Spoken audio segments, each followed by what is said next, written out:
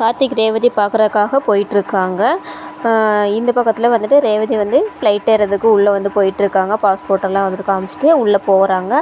உள்ளே போயிட்டு உள்ளே ஃப்ளைட்டில் உட்காந்துக்கிறாங்க. அப்புறம் சீட்டில் உட்காந்ததுக்கப்புறமா இல்லை இன்னும் மாமாக்கிட்ட பேசலையே, மாமாக்கிட்ட லாஸ்ட் வரைக்கும் பேசாமலே போகிறோமே சொல்லிட்டு வந்து ரொம்பவே ஃபீல் பண்ணிகிட்ருக்காங்க. சரி லாஸ்ட்டாக ஒரு டைம் வந்துட்டு ட்ரை பண்ணலான்னு சொல்லிட்டு ஃபோன் எடுத்து காதில் வைக்கிறாங்க. அதுக்குள்ளே வந்துட்டு அங்கே இருக்க யாருக்கோ ஸ்டூடெண்ட்டு சொல்கிறாங்க, இல்லை மேடம் இன்னும் கொஞ்சம் நேரத்தில் ஃப்ளைட் வந்து டேக் ஆஃப் ஆயிரும், நீங்கள் வந்துட்டு மொபைலை வந்து சுவிட்ச் ஆஃப் பண்ணிங்க, இல்லாட்டி வந்துட்டு ஃப்ளைட் மோடில் போடுங்க அப்படின்னு சொல்லிட்டு சொல்கிறாங்க. இல்லை ஒரு அர்ஜென்ட் கால் பேசணும், இது மட்டும் பேசிக்கிறேனே சொல்லிட்டு வந்துட்டு ரேவதி சொல்கிறாங்க.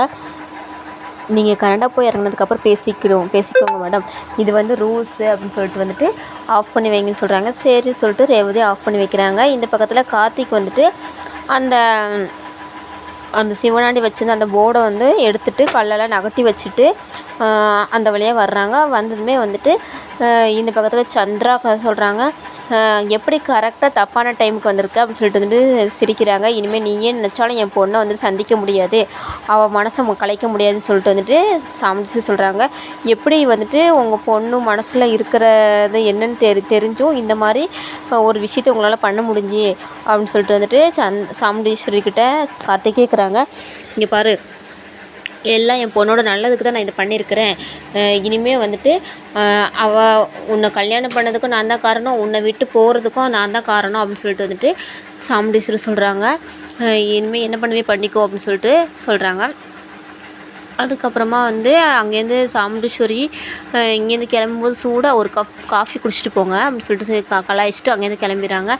இங்கே நம்ம கார்த்திக் ரொம்பவே ஃபீல் பண்ணிகிட்ருக்காங்க.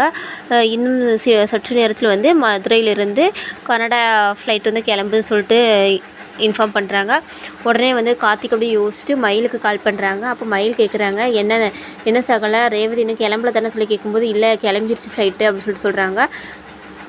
எனக்காக நீங்கள் ஒரு ஹெல்ப் பண்ணணும், அப்போ தான் வந்துட்டு ரேவதி வர வைக்க முடியும் அப்படின்னு சொல்லிட்டு சொல்கிறாங்க. உடனே மயில் வந்துட்டு உங்கள் 2 பேருக்காக நான் என்ன வேணாலும் பண்ணுவேன், என்னன்னு சொல்லு அப்படின்னு சொல்லிட்டு கேட்குறாங்க. உடனே வந்து நம்ம கார்த்திக்கும் பிளான் சொல்கிறாங்க.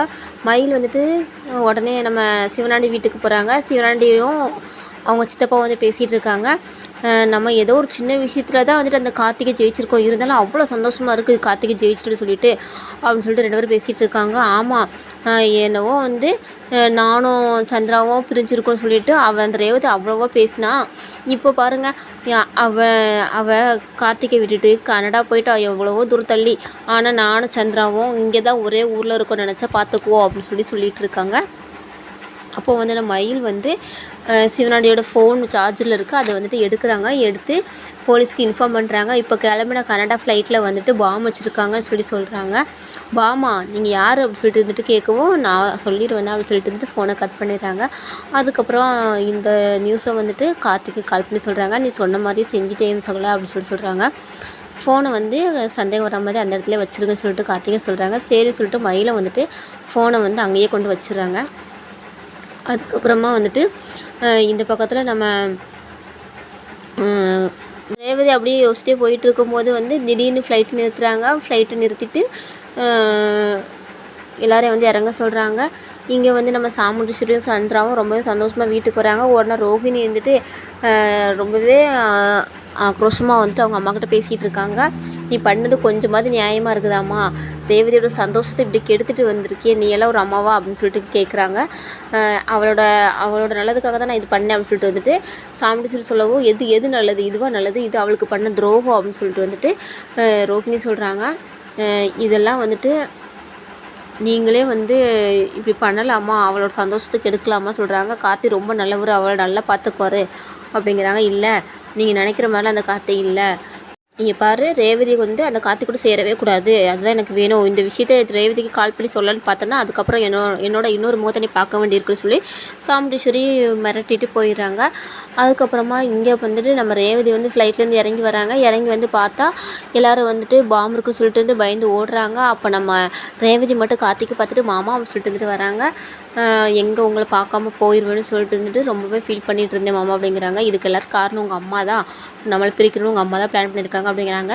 உடனே கார்த்திக் அப்படி சொன்னதுமே, இனிமேல் வந்துட்டு நான் உங்களை பிரிஞ்சிருக்க மாட்டேன் மாமா, நீங்கள் வாங்க நம்ம வந்து எங்கள் வீட்டுக்கு போகலாம், அம்மா சம்மதிச்சா வந்துட்டு புருஷன் பொண்டாட்டியே நம்ம அங்கேயே வாழலாம், இல்லாட்டி நம்ம போயிடலாம் மாமா, இதுக்கு மேலேயே வந்துட்டு என் கண்ணு முன்னாடி அவங்க முடிவு சொல்லட்டும் அப்படின்னு சொல்கிறாங்க. உடனே கார்த்திக் அப்படி தயங்கிட்டே நம்ம ரேவதியோட கையை பிடிச்சிட்டு இப்படி போகிறாங்க. அதுக்கப்புறம் அங்கே போய் பேசுகிறாங்க, சாமுண்டீஸ்வரி கிட்ட போய் பேசுகிறாங்க. இதுக்கெல்லாம் காரணம் வந்துட்டு நீங்கள் தான், எனக்கு தெரியும். ஆமாப்பா, எனக்கு வந்துட்டு கார்த்திக் மாமா தான் என்னோடய புருஷன், என்னை தொட்டு தாலி கட்டின புருஷன்னு சொல்லி எனக்கு தெரியும், எல்லா உண்மை எனக்கு தெரியும் அப்படிங்கிறாங்க. சொல்லிவிட்டு இதுக்கெல்லாம் காரணம் இவங்க தான் எனக்கு தெரியும், இருந்தாலும் வந்துட்டு கொஞ்சம் கூட இதெல்லாம் பண்ணுறதுக்கு உங்களுக்கு வந்து நீங்கள் இதெல்லாம் பண்ணுவீங்கன்னு நினச்சி கூட பார்க்கவே இல்லைம்மா அப்படின்னு சொல்லிட்டு சொல்கிறாங்க. இல்லை, நீ அந்த கார்த்திக் சொல்கிறத வச்சுட்டு இந்த மாதிரிலாம் பேசுகிற சொல்லி சாமுண்டீஸ்வரி சொல்லவும், இல்லை எனக்கு சுய அறிவு இல்லையா, நான் எல்லாத்தையும் பார்த்துட்டு வந்து நானாக தான் பேசுகிறேன் அப்படின்னு சொல்லிட்டு வந்து ரேவதி சொல்லிகிட்ருக்காங்க. இங்கே பாரு, என் பக்கம் எந்த தப்பும் இல்லை அப்படின்னு சொல்லிட்டு வந்து சாமுண்டீஸ்வரி சொல்கிறாங்க. இதில் தப்பு சரி பார்க்கலாம் இப்போ முடியாதுமா, எனக்கு இப்போ வந்துட்டு உண்மை தெரிஞ்சாகணும், நீங்கள் எதுக்காக என்ன கனடா அனுப்புனீங்க, என்ன காரணத்துக்காக என்னையும் மாமாவும் பிரிக்க பார்த்தீங்க, எனக்கு சொல்லுங்க அப்படின்னு சொல்லிட்டு வந்துட்டு கேட்டுட்ருக்காங்க.